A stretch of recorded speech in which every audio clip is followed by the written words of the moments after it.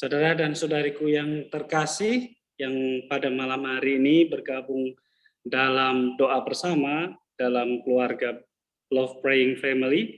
Hari ini senang sekali kita boleh berjumpa bersama dalam permenungan pada malam hari ini. Pada malam hari ini saya ingin membagikan kepada saudara dan saudariku tentang tema tekun dalam pertumbuhan iman.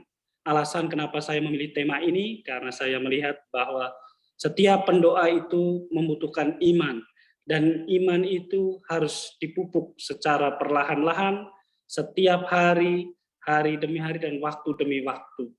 Dan iman itu tidak sesuatu yang instan dan bukan sesuatu yang mudah untuk sungguh-sungguh dihidupi, teristimewa dalam berbagai macam kesulitan yang mungkin saat ini kita sedang alami. Oleh karena itu, marilah kita bersama-sama merenungkan tema ini sambil meresapi dalam diri kita masing-masing, sehingga semoga tema ini boleh menjadi berkat bagi kita semua. Mari kita bersama-sama membaca, merenungkan dari Sabda Tuhan, yaitu yang saya ambil permenungannya dari Injil Markus bab 6 ayat 26 sampai 34. Jadi saya akan bacanya sampai ayat 32 saja. Ya, baik, kita siapkan hati kita untuk mendengarkan firman Tuhan. Pembacaan dari Injil Markus bab 4 ayat 26 sampai dengan 32. Lalu kata Yesus, beginilah hal kerajaan Allah itu. Seumpama orang yang menaburkan benih di tanah, lalu pada malam hari ia tidur dan pada siang hari ia bangun. Dan benih itu mengeluarkan tunas, dan tunas itu makin tinggi. Bagaimana terjadinya? Tidak diketahui orang itu. Bumi dengan sendirinya mengeluarkan buah, mula-mula tangkainya, lalu bulirnya, kemudian butir-butir yang penuh isinya dalam bulir itu. Apabila buah itu sudah cukup masak, orang itu segera menyabit, sebab musim menuai sudah tiba. Katanya lagi, dengan apa hendak kita membandingkan kerajaan Allah itu, dan dengan perumpamaan manakah hendaknya kita menggambarkannya? Hal kerajaan itu seumpama biji sesawi yang ditaburkan di tanah. Memang biji itu yang paling kecil daripada segala jenis benih yang ada di bumi. Tetapi apabila ia ditaburkan, ia tumbuh menjadi lebih besar daripada segala sayuran yang lain dan mengeluarkan cabang-cabang yang besar, sehingga burung-burung di udara dapat bersarang dalam naungannya. Kemuliaan kepadalah Bapa dan Putra dan Roh Kudus, seperti pada permulaan, sekarang, selalu, dan sepanjang segala abad. Amin.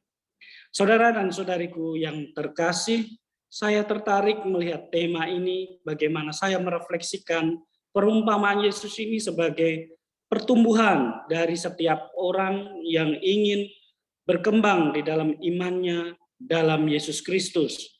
Jadi setiap orang Kristen berproses dengan Allah secara pribadi, masing-masing berbeda. Jadi setiap pertumbuhan iman itu tidak pernah sama. Tuhan menyelenggarakan sesuai dengan kemampuan kita masing-masing. Dan yang penting dalam bacaan suci pada malam hari ini yang kita baca, yang terpenting adalah orang bersedia untuk bertumbuh di dalam iman itu. Dalam ayat yang ke-32 dikatakan, tetapi apabila ia ditaburkan, ia tumbuh menjadi lebih besar. Jadi tetapi apabila ia ditaburkan. Jadi benih itu ketika tidak ditaburkan atau tidak dikembangkan, tidak disemaikan, maka benih itu akan tetap satu saja dan tidak akan berkembang, tetap menjadi benih. Demikian juga dengan iman kita, ketika iman itu tidak sungguh-sungguh ditaburkan di dalam hati yang baik, maka iman itu tidak akan pernah berkembang. Artinya bahwa kalau kita tidak ingin masuk dalam proses perkembangan iman, nanti kita lihat dalam penjelasan berikutnya, maka hidup iman kita itu sama saja dan tidak pernah akan berkembang dari hari ke hari, dari bulan ke bulan, bahkan dari tahun ke tahun, tidak akan mengalami perubahan apa-apa dalam hidup kita. Meskipun usia kita semakin bertambah, meskipun secara relasional kita mungkin bisa dianggap lebih dewasa, tetapi dalam hal hidup beriman atau dalam hidup spiritual kita, mungkin kita tetap menjadi seorang anak-anak. Oleh karena itu, saudara dan saudariku yang terkasih, sabda Yesus ini mengajar kita untuk selalu bertekun di dalam proses menuju pada kedewasaan iman. Diharapkan bahwa kedewasaan usia kita, kedewasaan cara berpikir kita juga diimbangi dengan kedewasaan beriman kita atau kedewasaan iman kita. Iman itu bagaikan benih, meski kecil, tetapi jika ditanam dan dirawat dengan baik, akan bertumbuh menjadi besar. Kecil, yaitu suatu kata perumpamaan yang bisa kita maknai, bahwa kecil itu mungkin bisa diandaikan sebagai hal-hal yang remeh, yang mungkin tidak diperhitungkan, tetapi hal itu memiliki dampak yang besar. Misalnya, ya, dalam kehidupan sehari-hari mungkin sebuah senyuman, tegur sapa, ramah tamah, dan kesabaran itu mungkin sesuatu yang dianggap sebelah mata dalam arti tertentu kadang dilupakan. Tetapi kalau hal-hal kecil ini dilakukan dengan sungguh hal-hal kecil ini bisa meningkatkan atau bisa mengembangkan pertumbuhan iman kita secara baik. Sebab dengan senyum kita bisa memberikan kedamaian kepada orang lain. Jadi beriman itu tidak harus sesuatu dibayangkan sesuatu yang sangat besar untuk bisa beriman itu. Melalui perbuatan-perbuatan yang kecil. Misalnya kita bisa berbagi dengan yang lain, menegur, menanyakan kesehatan dan lain sebagainya. Itu sudah merupakan ekspresi dari iman. Bahkan dengan berbagi ini kita bisa menguatkan iman saudara dan saudari kita yang mungkin pada saat itu sedang mengalami keputusasaan dalam hidup mereka. Maka yang kecil ini bisa kita lihat sebagai sesuatu yang sederhana. Kecil juga bisa kita andaikan bahwa tidak terlalu memikirkan dan menghendaki secara berlebihan di dalam hidup ini. Sesuatu yang sederhana, yang tidak memerlukan banyak pikiran. Dan iman bertumbuh subur di dalam jiwa yang demikian. Jiwa yang tahu berterima kasih, jiwa yang sederhana, jiwa yang selalu mengharapkan pada Tuhan akan rahmat-Nya yang menyelenggarakan setiap hari. Jiwa-jiwa inilah yang akan memiliki iman yang semakin besar setiap hari. Next, kita lihat dalam PowerPoint selanjutnya. Tumbuh menjadi besar, artinya bahwa besar itu menjadi dewasa atau kuat atau kokoh dan bisa menjadi bermanfaat, memberi yang terbaik, memiliki identitas yang semakin jelas. Itu yang diharapkan. Maka ketika kita sudah bertumbuh di dalam iman yang baik, yang tadi dikatakan iman yang dewasa, maka kita akan memiliki identitas yang benar sebagai seorang Kristen atau sebagai seorang yang percaya kepada Yesus. Kita akan tahu memilah dan memilih mana yang harus kita buat, mana yang tidak seharusnya kita buat. Kita juga bisa mengharapkan mana yang seharusnya kita sungguh-sungguh harapkan dalam hidup kita, atau hanya untuk menyenangkan hidup kita. Artinya bahwa ketika iman itu menjadi dewasa, maka kita hanya akan meminta atau kita memohon kepada Allah apa yang penting, apa yang perlu bagi hidup kita, bukan apa yang menyenangkan hidup saya. Oleh karena itu, pertumbuhan ini menjadi sangat penting bagi setiap orang yang ingin mengolah hidup spiritualnya, mengolah hidup doanya agar bisa semakin mendekatkan diri kepada Tuhan. Sebab tanpa iman kita tidak akan bisa mendekati Tuhan secara lebih akrab, secara lebih dekat. Pertumbuhan itu terjadi secara perlahan. Jadi dari kecil menjadi besar seperti tadi dikatakan dalam teks kitab suci tadi, kita tidak tahu karena pertumbuhan ini urusannya Tuhan, pertumbuhan iman itu. Yang kita tahu hanya kita lihat perkembangannya atau buahnya. Ya, mulai ada perkembangan dari biji tadi. Ketika ditanam, dia mulai mengeluarkan dengan akarnya, lalu batangnya, lalu rantingnya, lalu menjadi semakin besar dan kemudian mengeluarkan buahnya. Dan itulah tahapan-tahapan perkembangan yang sehat.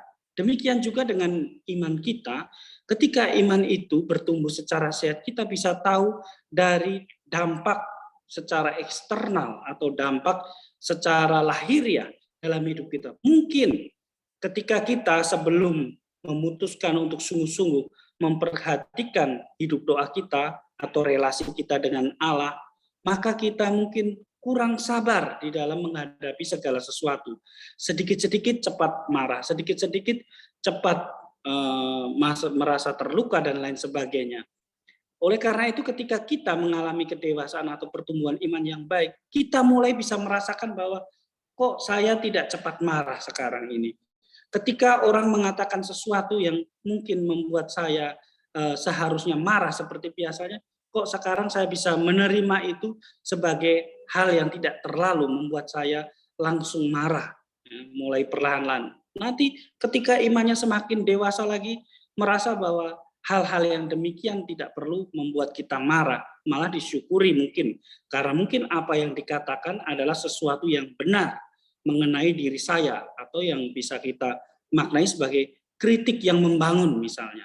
Nah, itu kita bisa melihat bahwa diri kita sudah mengalami perkembangan. Ada buahnya di dalam kita bertumbuh, mengusahakan pertumbuhan iman itu. Sebaliknya, kalau kita melihat semakin hari hidup kita semakin buruk dalam arti relasi kita dengan sesama, baik relasi di kantor, dalam pekerjaan, bahkan dibawa ke dalam rumah, relasi saya dengan keluarga menjadi semakin renggang, menjadi semakin jauh, merasa dingin dalam komunikasi dan lain sebagainya, maka di situ perlu hati-hati. Berarti ada yang salah dengan perkembangan iman saya, ataukah mungkin iman saya sekarang ini tidak berkembang sama sekali atau berjalan di tempat, dan saya masih kekanak-kanakan di dalam hidup rohani saya. Oleh karena itu kita semua diajak pada malam hari ini untuk menyadari bahwa iman itu bukan barang jadi. Ketika kita berdoa, kita langsung memiliki iman yang bisa membuahkan hasil yang baik tadi atau menjadi dewasa dalam iman. Bukan sesuatu yang instan dan siap guna. Kapan saja kita perlu, kita gunakan iman itu. Atau kita menunggu ketika kita dalam keadaan sulit, baru kita menggunakan iman itu. Iman tidak demikian. Iman adalah sesuatu yang terus bertumbuh, berkembang seiring dengan pengolahan diri kita. Iman adalah rahmat yang terkandung dalam kredo, saya istilahkan dalam kredo atau syahadat yang biasa kita ungkapkan itu. Jadi di dalam syahadat yang kita doakan, mungkin setiap hari Minggu, setiap berdoa rosario, dan setiap kapan saja kita mendoakan di dalam kesempatan-kesempatan tertentu, apa yang kita doakan itu membuahkan rahmat yang luar biasa dalam hidup kita kalau sungguh-sungguh kita menyadari arti dari apa yang kita percayai. Kalau kita tidak memahami apa yang kita percayai, bagaimana kita bisa mengembangkan atau menumbuhkan, memelihara yang kita imani. Sedangkan di dalam kepercayaan yang biasanya kita doakan itu terkandung banyak hal. Jadi nanti coba saudara dan saudariku kembali menyadari, mengingat setiap kali mendoakan, aku percaya. Apa yang sungguh-sungguh saya percayai? Ketika saya mendoakan ini, apa yang sungguh saya percayai? Percaya kepada siapa? Percaya kepada apa? Lalu kenapa saya percaya? Dan bagaimana saya mempercaya itu dalam kehidupan saya sehari-hari? Ketika kita sampai pada kesadaran ini, maka sedikit demi sedikit iman kita akan semakin bertumbuh. Dan kita tidak akan mudah menjadi putus asa. Bahkan kita tidak akan mudah mundur dari tantangan-tantangan yang kita hadapi ketika kita mengalami kesulitan dalam hidup. Next, kita lihat. Bertumbuh atau tidaknya iman itu, saudara-saudariku, itu bergantung pada kehendak dan rahmat. Ini dua elemen yang sangat penting, atau dua hal yang sangat penting yang harus kita perhatikan. Bahwa iman itu akan bertumbuh kalau ada kerjasama antara kita dengan rahmat yang Tuhan berikan. Artinya bahwa kehendak bebas kita gunakan untuk menanggapi rahmat yang ditawarkan oleh Tuhan, yaitu rahmat iman tadi. Iman itu sebuah rahmat. Jadi bukan karena hak kita, kita tidak memiliki hak, tetapi Allah yang begitu mengasihi kita memberikan rahmat itu, memanggil kita menjadi putra dan putrinya. Oleh karena itu, kehendak kita ini harus didisiplinkan. Ketika kita mampu mendisiplinkan kehendak itu, kita mampu menata hidup kita secara baik.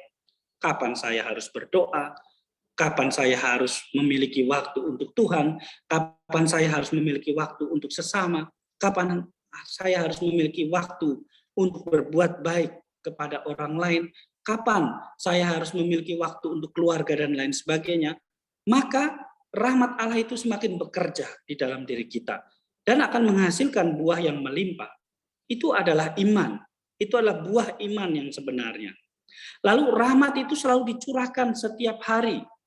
Namun ya realitanya kehendak kita seringkali tidak sejalan dengan rahmat itu. Jadi saya ulangi, ini sangat penting sekali untuk kita refleksikan bahwa rahmat itu selalu dicurahkan oleh Tuhan setiap hari. Rahmat iman itu ada kekuatan, ada kesabaran dan lain sebagainya. Tetapi mungkin kehendak kita yang seringkali tidak sejalan dengan rahmat itu.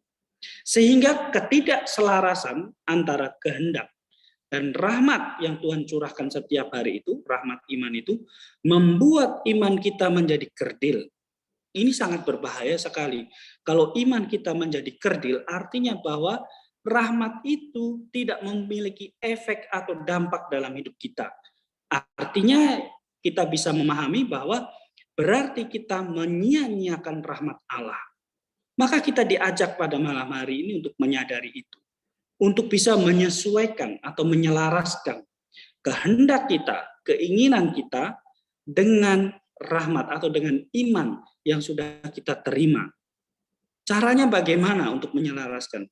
Untuk menyelaraskan pertama-tama orang harus paham dulu. Seperti tadi saya katakan pada kesempatan yang pertama tadi bahwa kita harus memahami apa yang kita percayai. Kalau kita tidak paham, maka kita tidak akan bisa menyelaraskan kehendak kita. Selanjutnya orang perlu berproses atau masuk dalam proses ilahi. Karena perkembangan itu adalah perkembangan yang ada di dalam kehendak Allah. Kita tidak tahu perkembangan iman kita itu di dalam diri kita, cara berkembangnya bagaimana kita tidak tahu. Setiap hari akan bertumbuh dan pertumbuhan itu bergantung pada Allah. Maka yang bisa kita lakukan adalah berani untuk terus maju, terus masuk dalam proses iman itu. Jangan pernah mundur dalam proses iman itu. Karena setiap proses iman itu akan memberikan buah, yaitu pertumbuhan dari iman itu sendiri. Ketika kita mundur dari proses atau melepaskan proses itu, berarti kita tidak akan mengalami namanya pertumbuhan iman itu.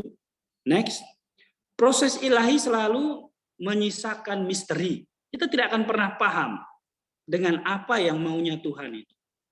Jadi seperti benih itu mengeluarkan tunas dan tunas itu makin tinggi, bagaimana terjadinya tidak diketahui orang itu. Artinya bahwa seringkali kita tidak paham Tuhan maksudnya apa. Tuhan memberikan saya permasalahan ini maksudnya apa. Tuhan menghadapkan saya pada kesulitan ini dalam relasi misalnya. Maksudnya apa? Kadang kita tidak tahu. Dan itulah proses iman sebenarnya. Di dalamnya terkandung misteri. Meski misteri, namun dalam kehendaknya kita memiliki arah yang jelas. Ya, kita memiliki arah yang pasti dalam kehidupan, yakni menjadi semakin baik setiap hari. Itu arahnya jelas. Meskipun kita tidak tahu apa yang Tuhan kehendaki dalam hidup kita ketika kita berproses dalam iman tadi, tetapi pasti ada arah yang jelas. Kalau saya mengikuti proses yang Tuhan berikan itu, maka hidup saya akan menjadi semakin baik. Ada perubahan-perubahan signifikan di dalam hidup saya.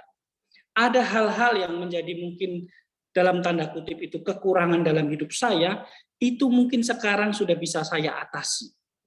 Mungkin saya ada kesulitan untuk mengampuni atau memaafkan. Maka ketika iman itu sungguh-sungguh kita berproses di dalam iman itu, kita perlahan-lahan mampu ya mengampuni, akhirnya kita menjadi lega dan kita bisa berelasi kembali dengan orang yang mungkin bertikai atau bermasalah dengan kita.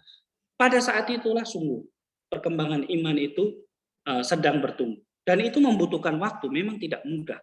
Ya, tetapi yang penting terus maju di dalam pertumbuhan iman itu.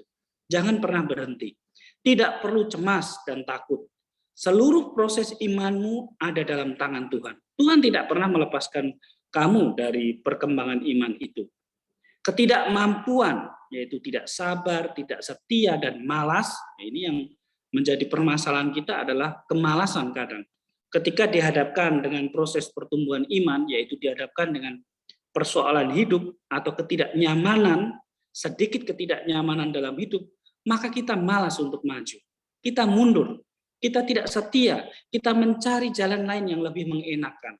Nah, di situ maka iman kita tidak akan pernah bertumbuh. Hal ini menjadi halangan untuk berproses bersama dengan Allah. Jadi intinya saudara dan saudariku yang terkasih, ketika kita masuk dalam proses pertumbuhan iman itu, jangan pernah berhenti untuk berproses. Kesulitan apapun yang terjadi, yakinlah bahwa kamu sedang dituntun oleh Allah, bahwa kamu sedang dididik oleh Allah, dan Allah yang mendidik kamu tidak pernah akan meninggalkan kamu, bahkan menjerumuskan kamu dalam keadaan yang tidak baik. Allah selalu merencanakan apa yang baik untuk kita semua. Next. Setia dalam proses adalah hal yang paling penting. Jadi dari semua uraian tadi, kesetiaan dalam proses itu adalah hal yang paling penting. Pertumbuhan iman memerlukan waktu. Sejauh kita siap, Tuhan tidak pernah memaksakan. Kalau kita memang mampunya sampai mungkin mengampuni, menunggu sampai 1 bulan baru bisa mengampuni, ya Tuhan menunggu itu. Nanti bertahap akan mulai berkurang. Mungkin 1 minggu, mungkin setelah itu, setelah ya ada mungkin perselisihan dengan orang lain, mungkin 1 hari setelah itu langsung bisa mengampuni. Ya itu pertumbuhan itu memerlukan proses tadi. Ya. Sejauh kita siap, Tuhan tidak pernah memaksakan. Kamu harus segera sempurna, kamu harus segera menjadi baik, kamu harus segera mengampuni, kamu harus. Tuhan tidak pernah mengharuskan, tetapi Tuhan menunggu kapan kita siap. Yang penting tadi, jangan malas. Setia dalam proses adalah hal yang paling penting. Setia dalam proses menjadi kunci keberhasilan dalam pertumbuhan iman kita. Setia artinya mau diajar. Jadi setia, saya ulangi, artinya mau diajar dan dibimbing oleh Allah lewat pengalaman hidup, baik melalui suka maupun duka kehidupan. Jadi setia artinya mau diajar dan dibimbing oleh Allah lewat pengalaman hidup kita. Jadi kesetiaan itu bukan hanya imajinasi atau pikiran kita, tetapi sungguh-sungguh apa yang kita alami dalam kehidupan itu. Mau melalui suka dan duka bersama Allah. Atau singkatnya, kita mau berbagi kehidupan bersama dengan Allah. Itu kita sedang berproses. Berhenti berproses artinya bahwa kita tidak mau bertumbuh menjadi dewasa. Kita hanya memiliki iman yang kekanak-kanakan. Jadi ketika kita berhenti berproses, kita hanya mau cari enaknya saja. Menjadi seperti anak-anak. Kalau Tuhan tidak mengabulkan doa saya tidak mau ini, tidak mau ini, tidak mau ini. Kalau Tuhan tidak mau mendengarkan doa saya, maka saya tidak akan ke gereja dan lain sebagainya. Itu kekanak-kanakan. Jadi kita selalu memberikan istilahnya tawar-menawar dengan Tuhan. Padahal sedikit pun kita tidak memiliki hak untuk tawar-menawar dengan Tuhan. Karena kita bukan pencipta. Saudara dan saudariku, kita harus ingat bahwa kita ini ciptaan. Dan Tuhan itu yang telah menganugerahkan kepada kita segala rahmat yang kita butuhkan itu. Jadi jangan dibalik. Seolah-olah Tuhan itu membutuhkan kita. Padahal kitalah yang membutuhkan Tuhan. Maka kita harus berpikir secara logis dan secara jelas.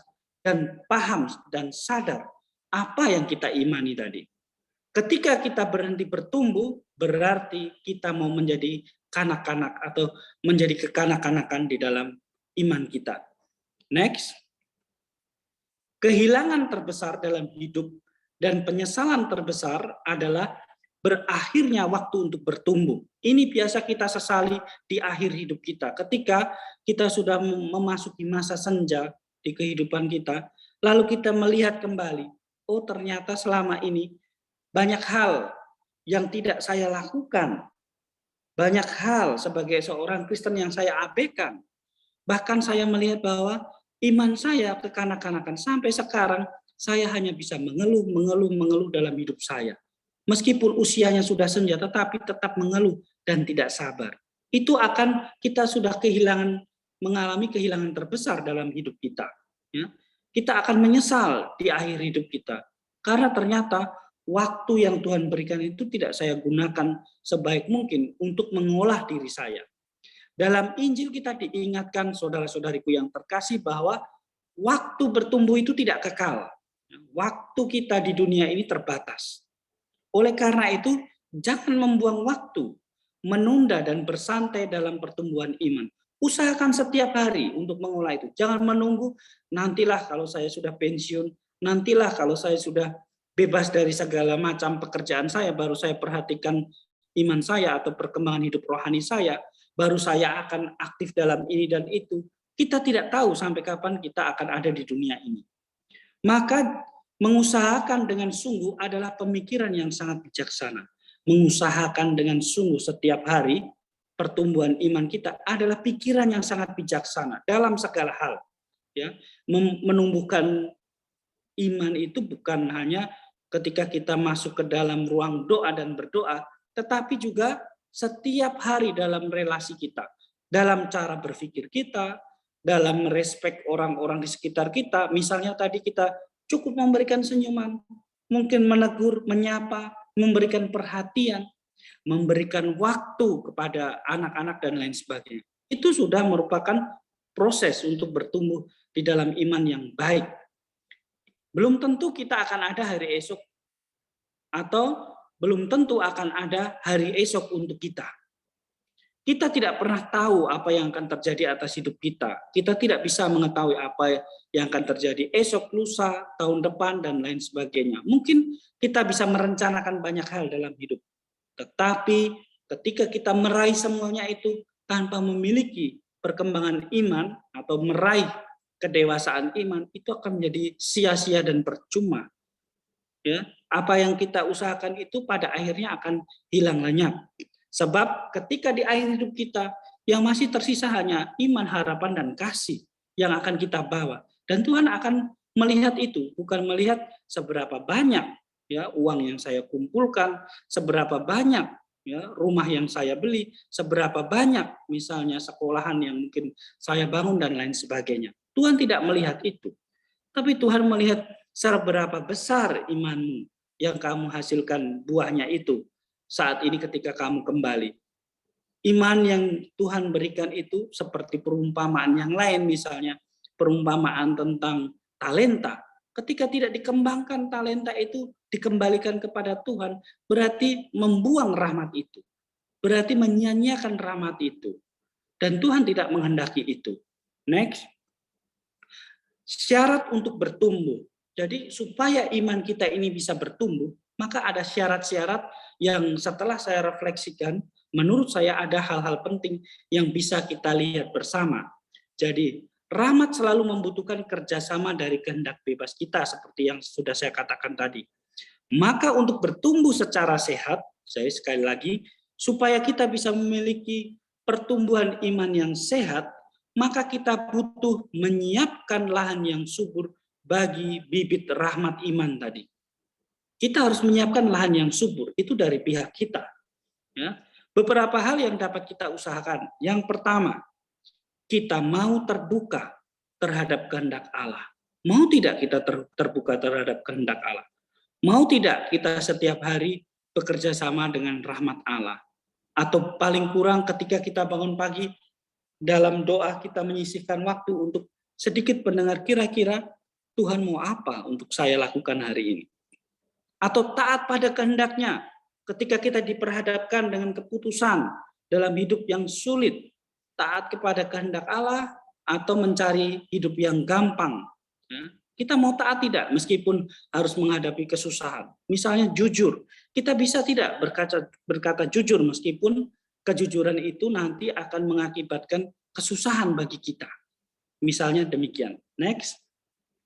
Yang kedua adalah rajin memperhatikan batin dan membersihkan dari segala ilalang kehidupan.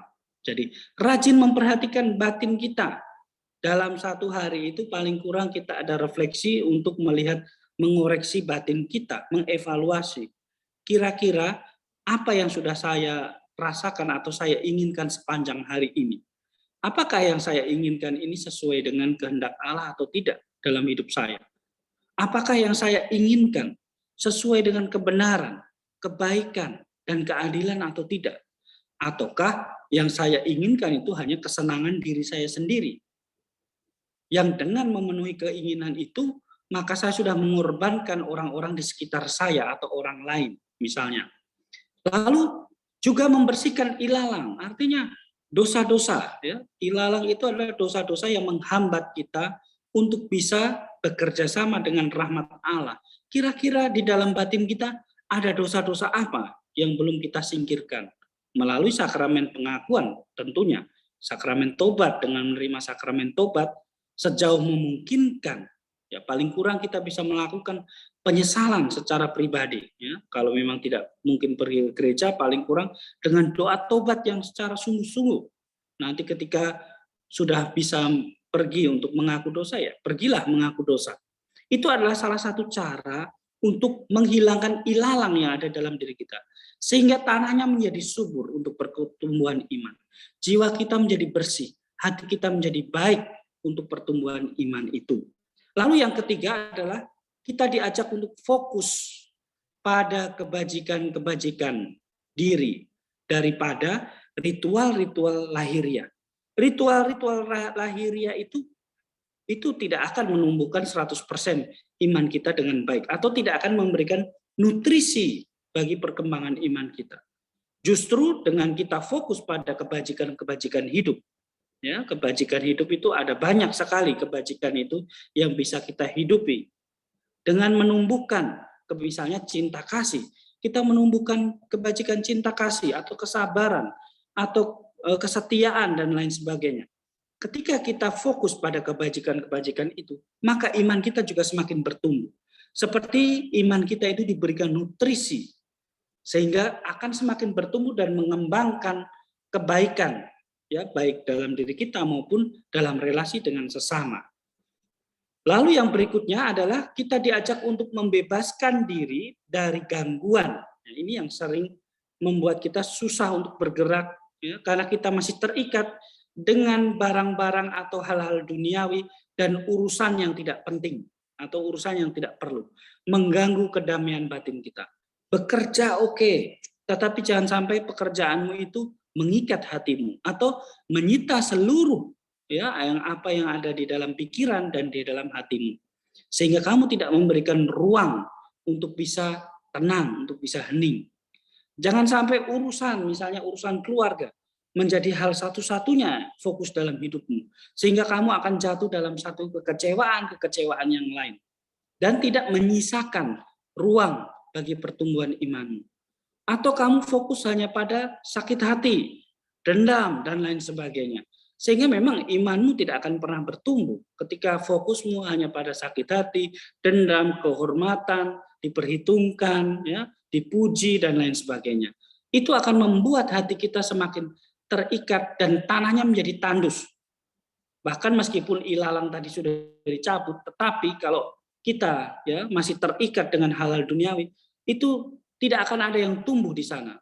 Tanah kita menjadi seperti padang gurun yang tandus, tidak bisa ditanami.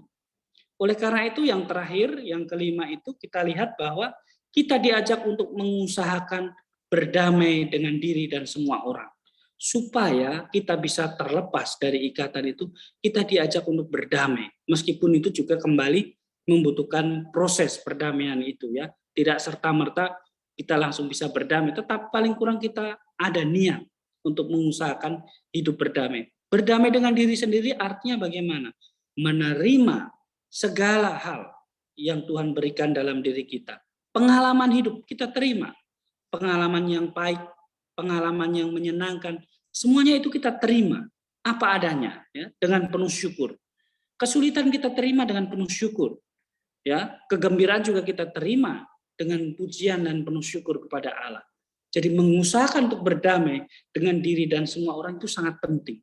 Sehingga hati kita akan memiliki kedamaian tadi.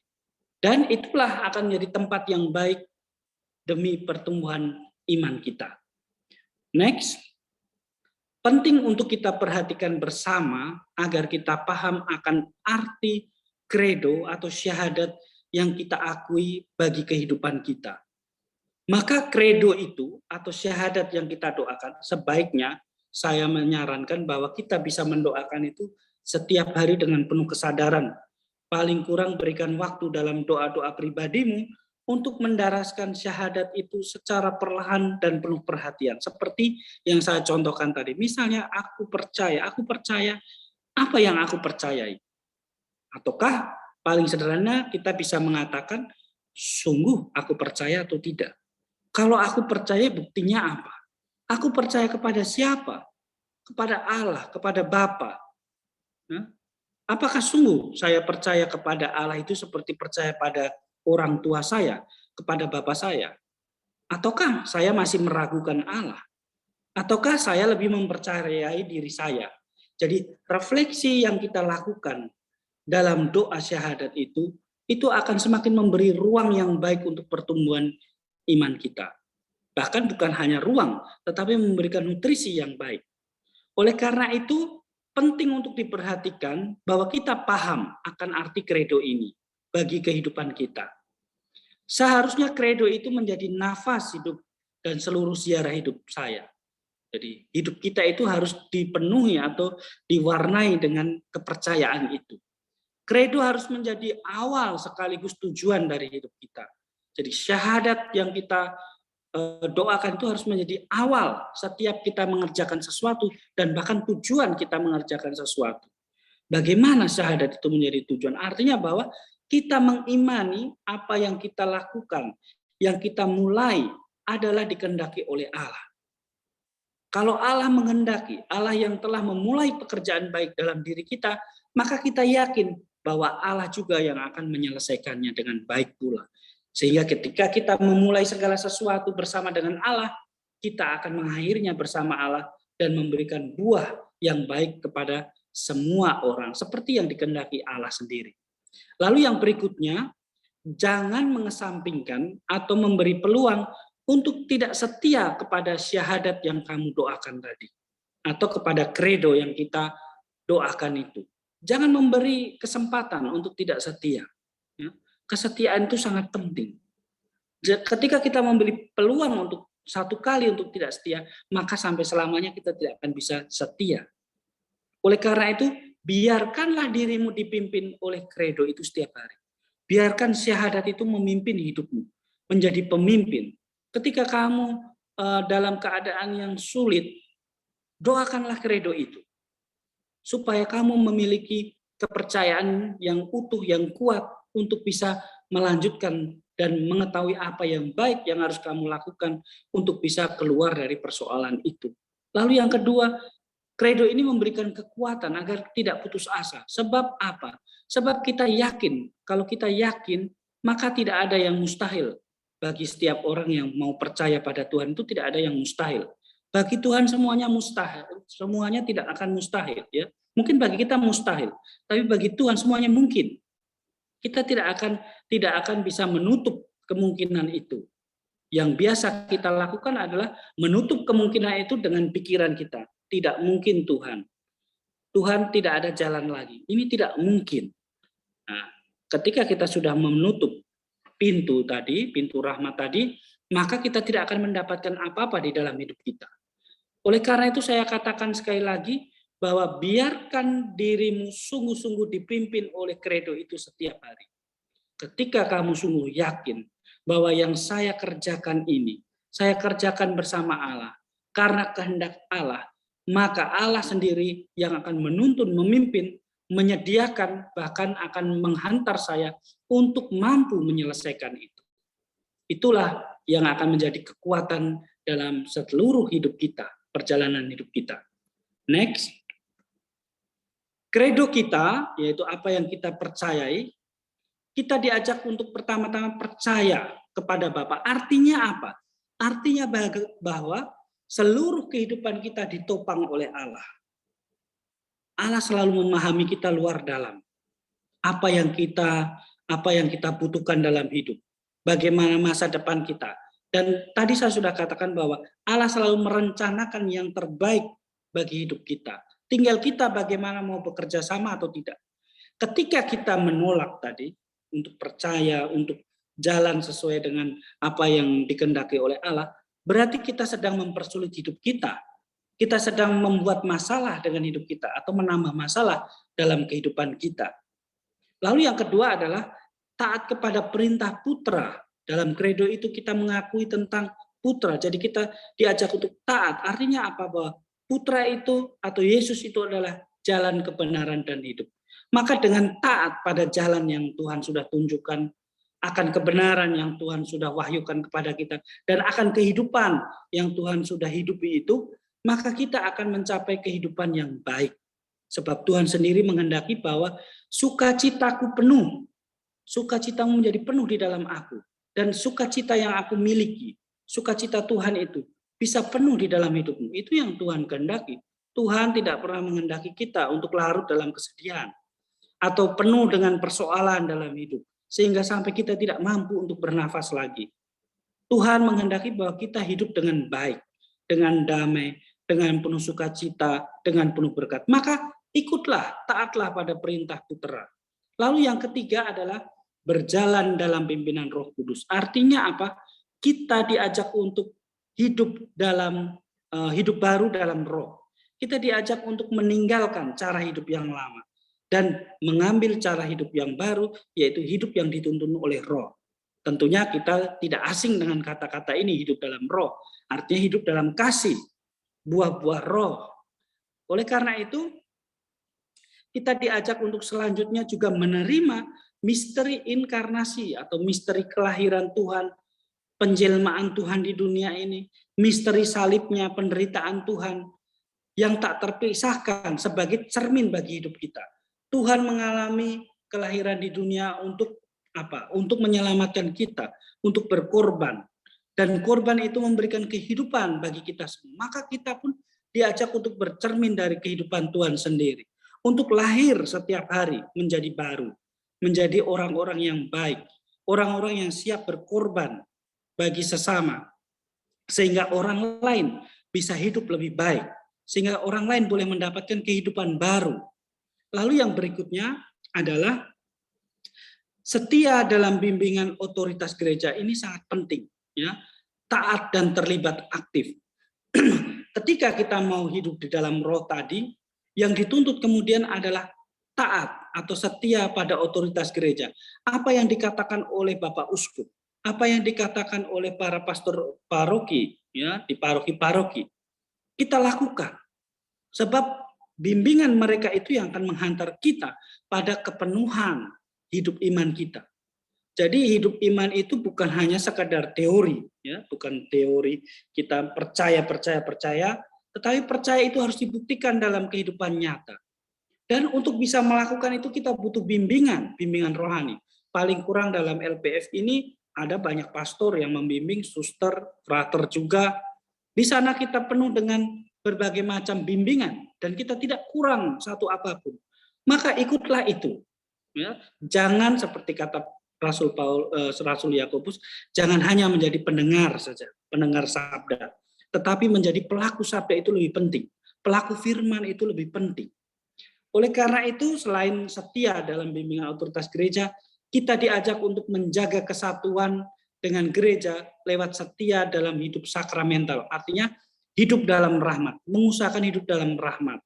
Selalu memanfaatkan sakramen-sakramen gereja itu untuk memberikan kekuatan dalam hidup kita. Misalnya ekaristi, pengakuan. Sakramen-sakramen itu sangat penting untuk bisa menumbuhkan iman kita menjadi lebih baik lagi. Oleh karena itu, saudara dan saudariku, saya mengajak kita semua untuk sungguh-sungguh menyadari apa yang kita imani, apa yang kita percayai, sehingga iman itu pada akhirnya akan memberikan dampak yang luar biasa yang akan mengubah hidup kita itu menjadi lebih baik lagi sesuai dengan apa yang dikehendaki oleh Tuhan tentunya. Next. Bertumbuh dalam iman adalah panggilan suci setiap orang. Ini adalah rangkuman yang bisa saya berikan untuk renungan pada malam hari ini bahwa pertumbuhan iman atau bertumbuh dalam iman adalah panggilan, ya. Panggilan bagi setiap orang, panggilan suci, dan ini harus dijawabi setiap hari, yaitu dengan tadi setia dalam pertumbuhan iman dan mau berproses bersama Allah di dalam seluruh kehidupan kita. Itu saja yang bisa saya bagikan pada malam hari ini. Semoga apa yang sudah kita renungkan bersama sungguh memberikan inspirasi dan juga memberikan pengetahuan yang baru, sehingga kita sungguh mampu untuk bertumbuh setiap hari, setia bertumbuh di dalam iman. Kemuliaan belah Bapa dan Putra dan Roh Kudus, seperti pada permulaan, sekarang, selalu, dan sepanjang segala abad. Amin. Terima kasih, Bu Minar, saya kembalikan.